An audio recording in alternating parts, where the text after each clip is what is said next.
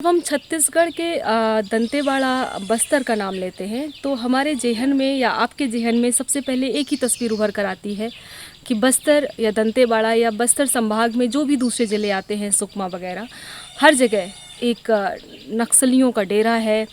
माओवाद रहते हैं यहाँ पे। हमेशा हिंसाएं होती रहती हैं, लोगों को मारा जाता है, आए दिन बम फटते रहते हैं, जवानों को मारा जाता है, कभी नक्सलियों को मारा जाता है, कभी आदिवासियों को मारा जाता है। यही तस्वीरें हमारे और आपके सामने बनी हैं। आखिर ये पूरा क्या कहानी है? नक्सलवाद क्या है? यहाँ का जो पुलिस बल है वो कैसे काम करता है? नक्सलवाद की क्या सोच है? यहाँ के जो आदिवासी हैं वो क्यों पिसते हैं? तमाम तरह की चीज़ों को हम पिछले कई दिनों से छत्तीसगढ़ के बस्तर और दंतेवाड़ा ज़िले में घूमकर समझने की कोशिश कर रहे हैं। हमारे साथ यहाँ के एक बहुत ही जाने माने पत्रकार हैं, पंकज सिंह भदौरिया जी, जो बीते 10 वर्षों से पत्रकारिता कर रहे हैं। उन्होंने हमको बताया कि जब यहाँ पे नक्सलवाद का नामो निशान नहीं था तब उनकी यहीं पे पैदाइश हुई है। वो मूलतः रहने वाले तो यूपी के हैं, लेकिन उनका जन्म यहीं पे हुआ है। और जब नक्सलवाद दंतेवाड़ा में नहीं था तब से, और अभी जब दंतेवाड़ा में नक्सलवाद एकदम अपने चरम पे है, तब उन्होंने हर एक सीढ़ी को देखा है, अनुभव किया है। उन्होंने कई जोखिम भरी रिपोर्टिंग की है, कई मुठभेड़ों में उन्होंने जाके रिपोर्टिंग की है अपनी जान को हथेली पे रख के। तो हम उनसे जानने की कोशिश करते हैं, थोड़ा समझने की भी कोशिश करते हैं कि ये आखिर नक्सलवाद है क्या, जो नक्सलवाद का इतना ज़्यादा खौफ है पूरे देश दुनिया में।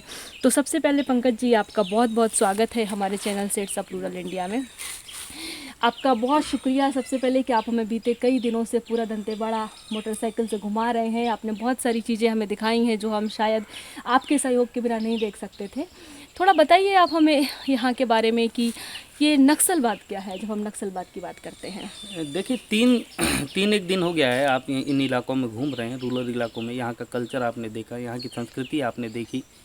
इन्हीं के बीच नक्सलवाद का नाम आता है। वैसे भी दंतेवाड़ा जैसी जो जगह है, जब उसका नाम टेलीविज़न या आप किसी समाचार मीडिया में देखते हैं तो नक्सलवाद के नाम से ज़्यादा जाना जाता है, क्योंकि यहाँ इतनी बड़ी बड़ी घटनाएं हुई हैं।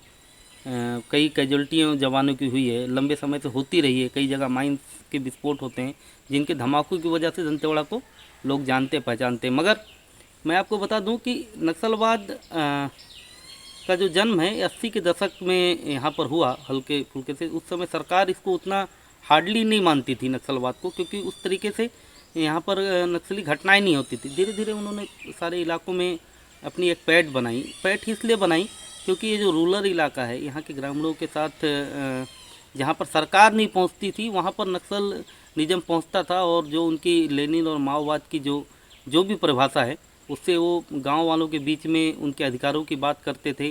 कई जगह ग्रामीणों के साथ में, आदिवासी ग्रामीणों के साथ में हनन होता था। उसकी वजह से नक्सलवाद धीरे धीरे एक अपनी एक मजबूत पैठ बना लिया इस इलाके में।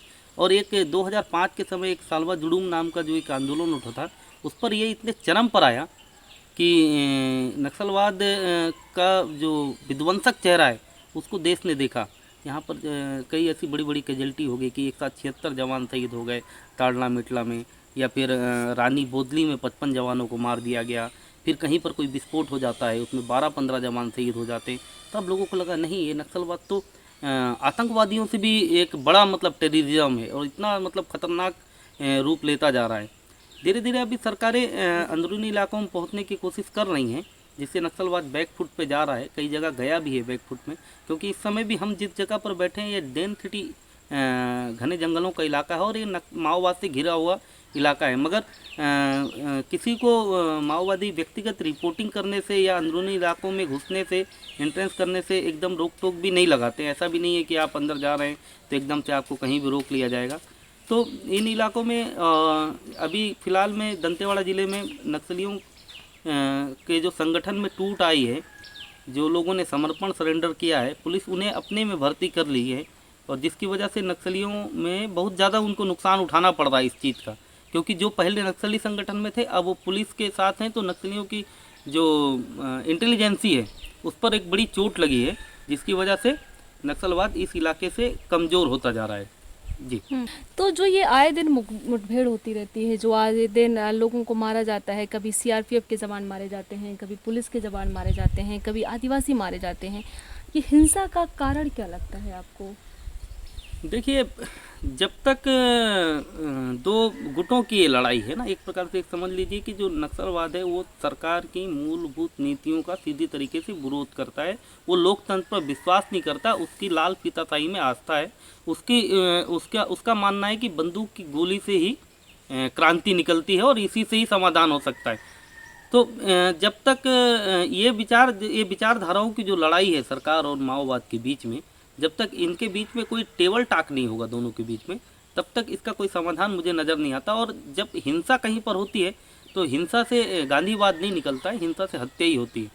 जी, जैसा कि आपने बताया कि जब यहाँ पे नक्सलवाद नहीं था, 1980 के दशक में थोड़ी-थोड़ी इसकी शुरुआत हुई और 2005 में एक नक्सलवाद का विकराल चेहरा पूरी दुनिया ने देखा, है ना? जब ये हंगामा हुए, जो हमले हुए।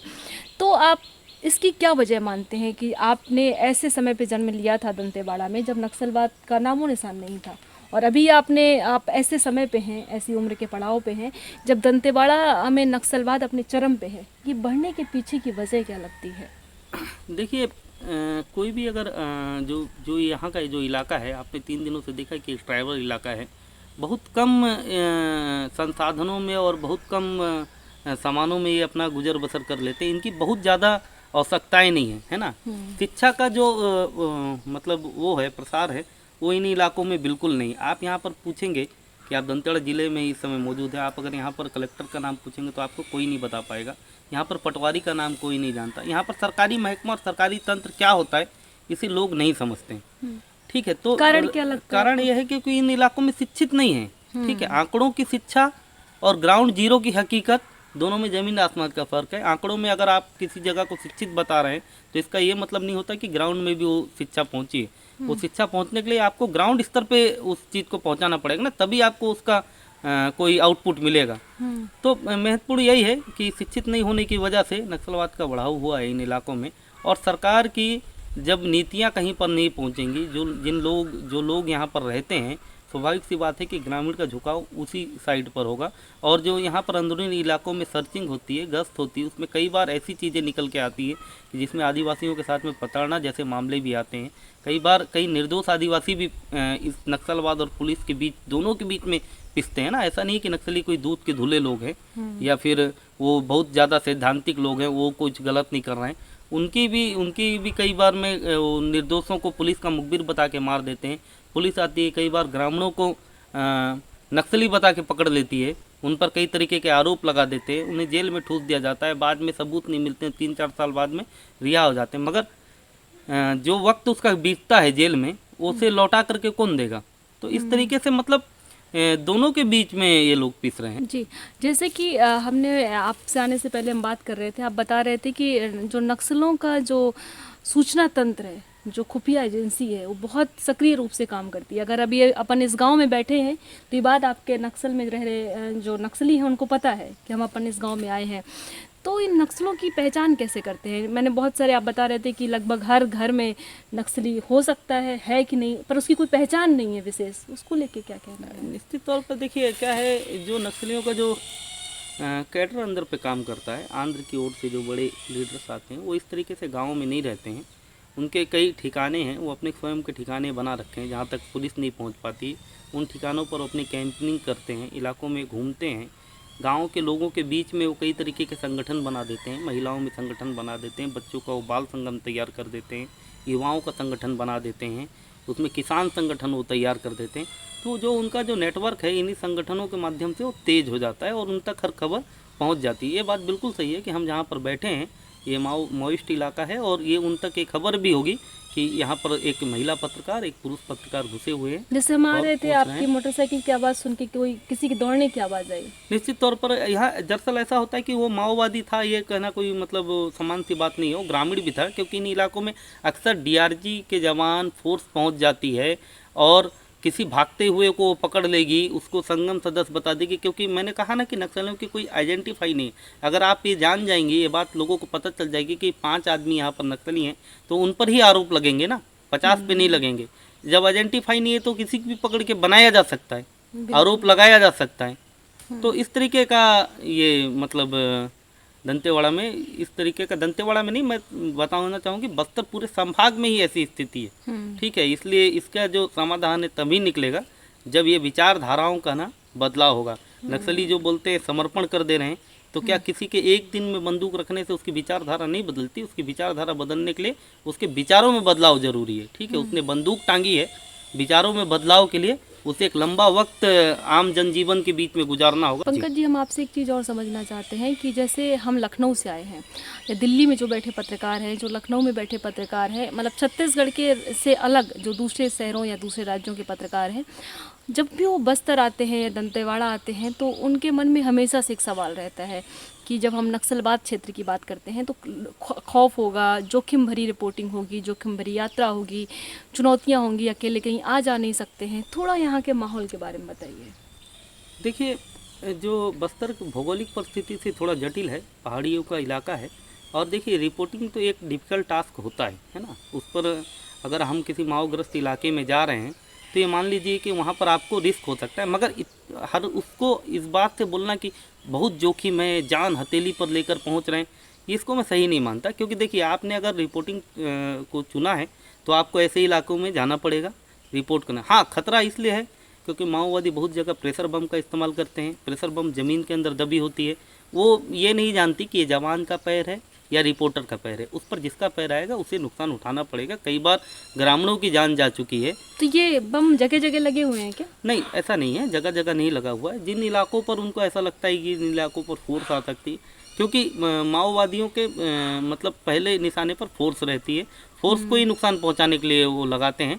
मगर उनके इस लगाए हुए बम में कई ग्रामीण भी फंसते हैं, कई बार फंस चुके हैं, कई बार बेजुबान जानवर भी फंस चुके हैं और उनकी जान जा चुकी है। जी, थोड़ा यहाँ के जो नक्सल इफेक्टेड क्षेत्र हैं, जैसे अभी हम जिस गांव में बैठे हैं वो भी नक्सल प्रभावित क्षेत्र है, आपके मोस्टली गांव नक्सल प्रभावित है।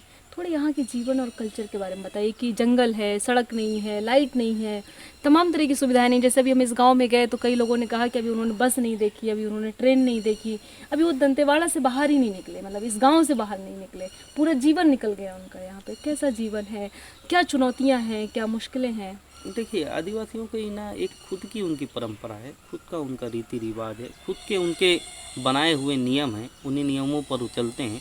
जंगलों को वो एक देवता के समान मानते हैं, उसकी पूजा करते हैं, प्रकृति के प्रेमी होते हैं, इसलिए वो पहाड़ों में निवास कर लेते हैं। और उनकी, मैं बताया ना कि बहुत कम आवश्यकताएं हैं, इसलिए उनकी उम्मीदें ज़्यादा नहीं होती कि उनको कोई आकर कुछ करे, है ना। जो मिलता है उस पर वो संतुष्टि से अपना काम चला लेते हैं। तो इसी तरीके का ये इनका यहाँ पर कल्चर है।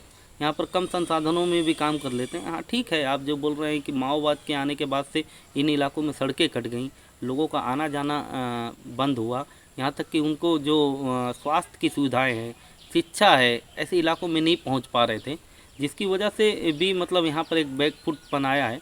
मगर इसकी भी दोषी सरकार ही है। ठीक है, जब नक्सलवाद उठ रहा था उस वक्त क्या सरकार सो रही थी? उनको इन इलाकों पर पहुंचना चाहिए था। उसने जब सुविधाएं नहीं पहुंचाई तभी तो यहाँ पर असुविधा आज उठी हुई है। हम जिस इलाके से आ रहे हैं उस इलाके में जगह जगह में सड़कें कटी हुई हैं, पुलिया टूटे हुए हैं। अभी हम और भी आगे कई जगह जाएंगे, आपको दिखेगा कि बिजली के खंभे पर लोग चार चक्के को निकालते हैं, लोगों को चलने की जगह नहीं है, जगह जगह पर गड्ढा है, आगे में पुलिस के कैंप भी हैं।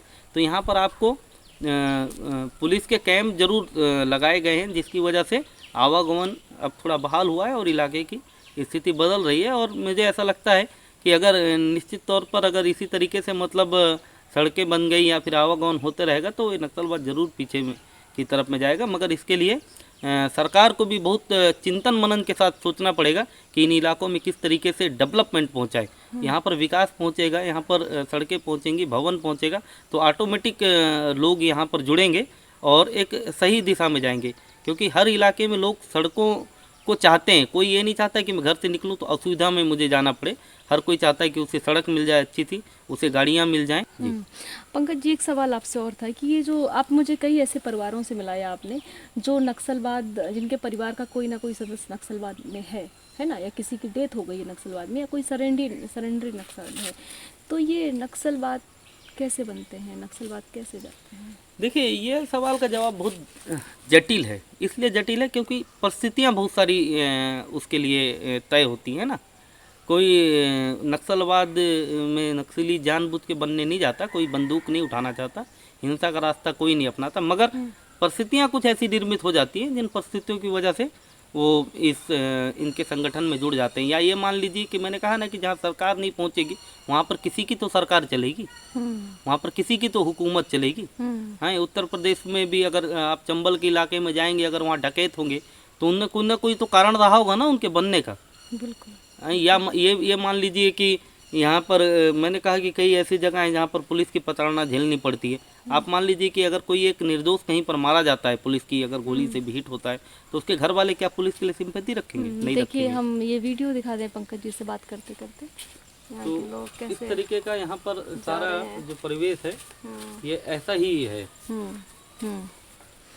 अच्छा, तो पंकज जी बस आपसे एक सवाल आखिरी है कि अगर सब कुछ ठीक चलने लगे, जो लगातार हम बम धमाके देख रहे हैं, जो लगातार हिंसाएं देख रहे हैं, इसको कम करने का कोई कारण आपने महसूस किया कि क्या ऐसे सरकार कदम उठाए, क्या ऐसे प्रयास करे जिससे कि जो आए दिन ये बहुत जो इनका कोई कसूर ही नहीं है, बेकसूर लोग मारे जा रहे हैं, ये कैसे कम हो सकता है? देखिए, ऐसा नहीं कि सरकार कोई कदम भी नहीं उठा रही है। सरकार अभी बहुत सारे अंदरूनी इलाकों में सड़कें बनवा रही है, अंदर तक कनेक्टिविटी बढ़ा रही है, नेटवर्क बढ़ रहा है, फोर्स बढ़ रही है ना। फोर्स के साथ में लोगों को सुरक्षा का भी एहसास दिलाया जा रहा है। यहाँ पर आपको ना हर 5 कदम में आपको ना फोर्स का जवान मिल जाएगा। मतलब ये माना जाए कि जितनी यहाँ की जनसंख्या है उससे ज़्यादा यहाँ पर फोर्स के कैंप हैं। हर आपको 5-10 किलोमीटर में एक कैंप मिलेगा। थोड़ा दंतेवाड़ा जिले के बारे में समझाइए, भौगोलिक कितनी जनसंख्या है, कितने? दंतेवाड़ा जिले में 3 लाख के आसपास की मतलब जनसंख्या है और छोटे छोटे गांव हैं, है ना। बहुत बड़ा जिला नहीं है कि एक बहुत विस्तृत बड़ा जिला है, बड़ी घनी आबादी का जिला है। पर पूरा नक्सल अफेक्टेड है? हाँ, भौगोलिक पूरा नहीं, पूरा नक्सल इफेक्टेड नहीं है। जो इलाका शहरों से टच है वहाँ नक्सल इफेक्टेड नहीं है। जिन इलाकों में आवागमन कम है उन इलाकों को हम नक्सल इफेक्टेड इलाका मान सकते हैं। और जब ज़िले को हम ये बोल देते हैं कि नक्सल इफेक्टेड है तो घटनाएं कहीं भी हो सकती हैं। ठीक है, घटनाएं कभी ये बता के नहीं आती कि यहाँ होगी कि नहीं होगी।